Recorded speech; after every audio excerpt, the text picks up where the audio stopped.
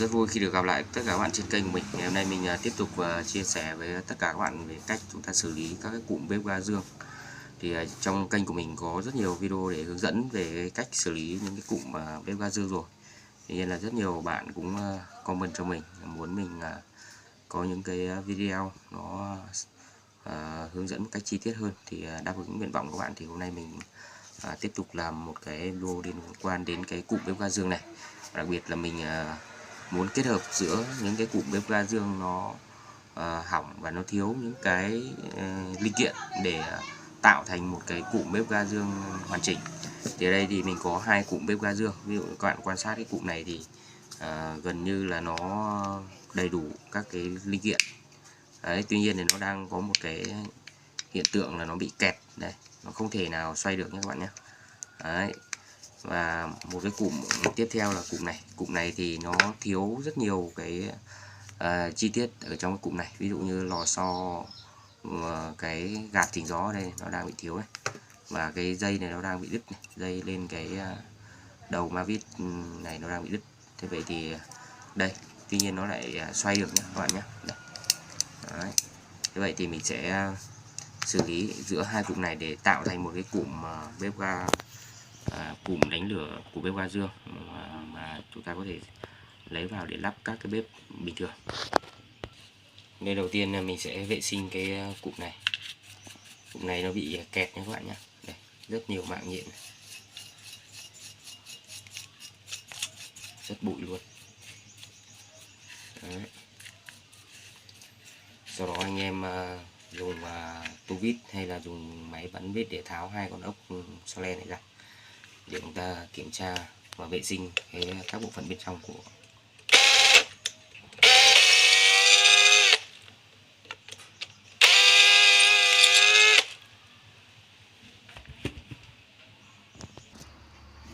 đây. Có hai con ốc này, anh em tháo ra, anh em để riêng ra, nó không bị nhầm. Đây nhá, cụm này thì khá lâu ngày rồi. Đây này, như cái này thì nó đang bị kẹt đây này. Đấy, nó đang bị kẹt. Nên như cụm này thì nó bị kẹt lắm các bạn nhé. Đấy, bình thường thì nếu như các bạn muốn tận dụng luôn cái cụm này ấy, đấy, hoặc là muốn tận dụng các cái linh kiện của cái cụm này thì anh em phải dùng dầu để anh em tra làm sao để tháo được cái đầu đồng của cái cụm này ra. Thì chúng ta vệ sinh lại và chúng ta làm sao để cho cái cụm này nó trơn trượt một cách tốt nhất ở trong cái phần này thì mới được nhé. Còn trong trường hợp này thì mình muốn lấy tận dụng luôn cái cụm cũ này chuyển sang cái cụm này, bởi vì như cụm này thì kẹt khá rõ rồi. Đây, không thể nào xoay được nhé. Thế vậy thì cách bây giờ chúng ta sẽ kết hợp với nhau như thế nào. Thì ở đây anh em sẽ tháo lấy cái này, anh em tháo ra.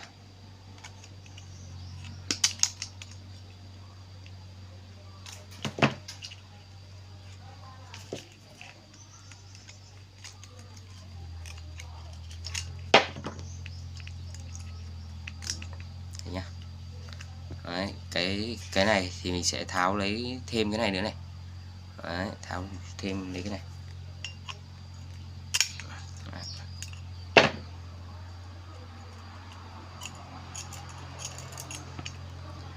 Đấy, mình lấy được thêm cái này nhé, và lấy một cái phần của cái cụm này, đó là chính cái này. Đấy, còn cái phần này thì anh em bỏ ra. Đây là những cái phần mà mình sẽ tận dụng. Còn đây chính là cái cụm mà lúc nãy mình đã nói ban đầu là nó bị thiếu những cái chi tiết, thì mình sẽ tháo lấy những cái linh kiện ở trong này để mình kết hợp với cái cụm kia.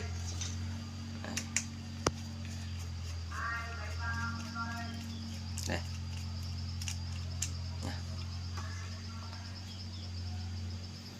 Đây, thì cái cụm này thì mình có rồi thì mình bỏ ra. Đấy, anh em chỉ lấy cái cụm này thôi. Đấy. Đấy, bình thường thì anh em phải tháo được cái đầu đồng này ra. Đấy, trường hợp bếp mà nó bị kẹt, bị tắc hay là bị lên nhỏ lửa thì nó do cái đầu đồng này nó bị tắc này. Những cái khe mà để nó khí ga ra thì lâu ngày chúng ta sử dụng nhiều nó sẽ bị bụi bẩn. Đấy, thế vậy thì trong quá trình như vậy thì anh em cũng nên là vệ sinh luôn.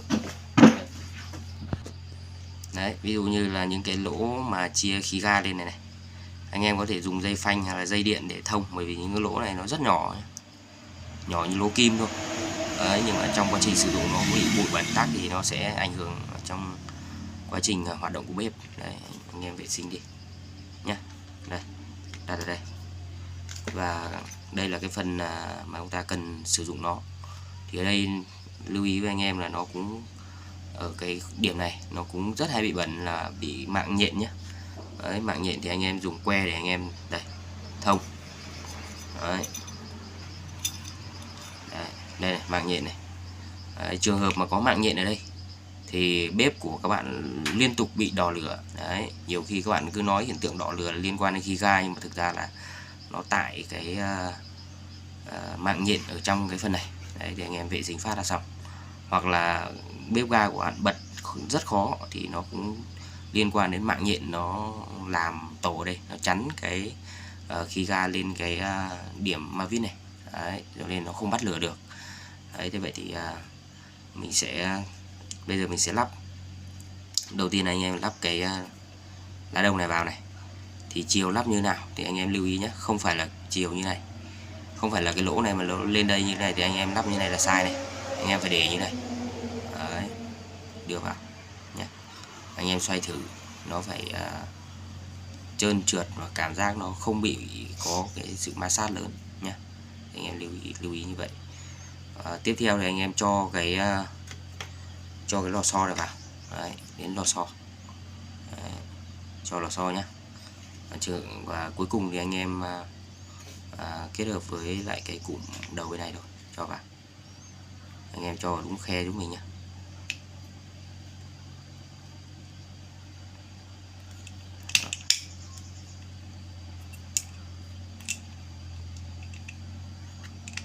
Cho đúng khe giúp mình.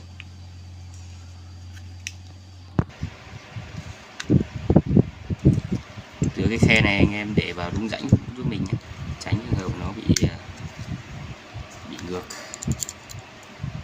Đấy, hai con ốc này anh em siết đều vào.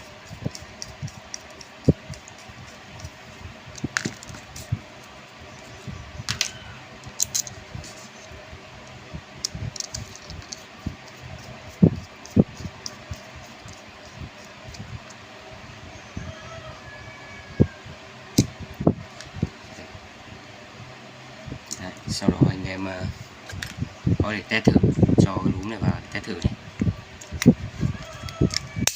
Ok nhé. Về khả năng bật thì ok rồi. Đấy, bây giờ con ốc này thì mình siết chặt thêm một lần nữa.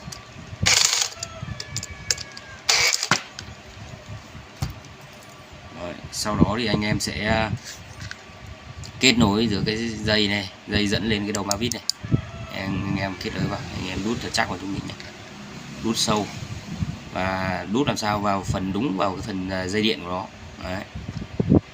Đấy, sau đó anh em test xem là cái lửa nó sẽ đánh lên cái đầu ma vít này chưa. Đấy.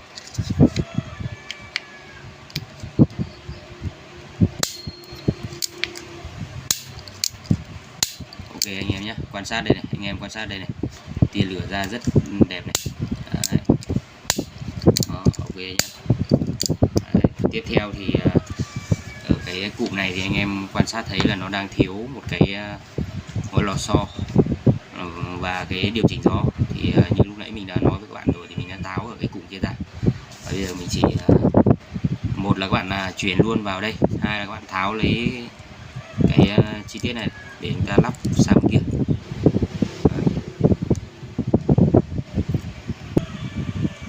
Ở đây nó có một cái vòng cài nhé, anh em cố gắng là dùng lựa thôi, vòng cài khóa. Đây. Anh em ta bỏ ra và lấy y nguyên cái lò xo với lại cái cần để chúng ta điều chỉnh gió. Đây, anh em lắp vào đây. Đó, lắp vào đây nhé.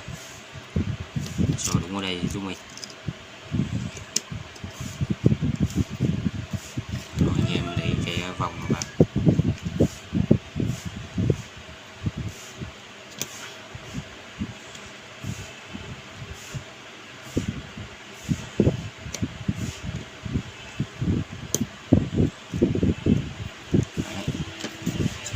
Cái này là chức năng của nó là dùng để điều chỉnh gió nhé.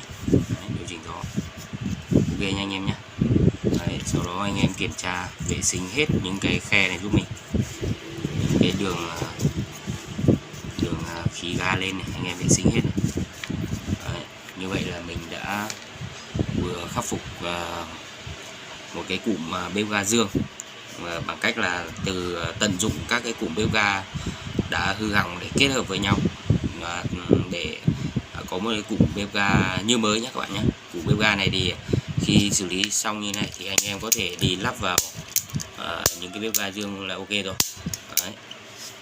Mặc dù nó trông nó khá phức tạp nhưng mà thực ra là nếu như anh em quan sát video của mình thì chắc chắn là anh em sẽ biết cách để xử những cái cụm đánh lửa như này. Một lần nữa xin được cảm ơn tất cả anh em, chúc anh em thành công.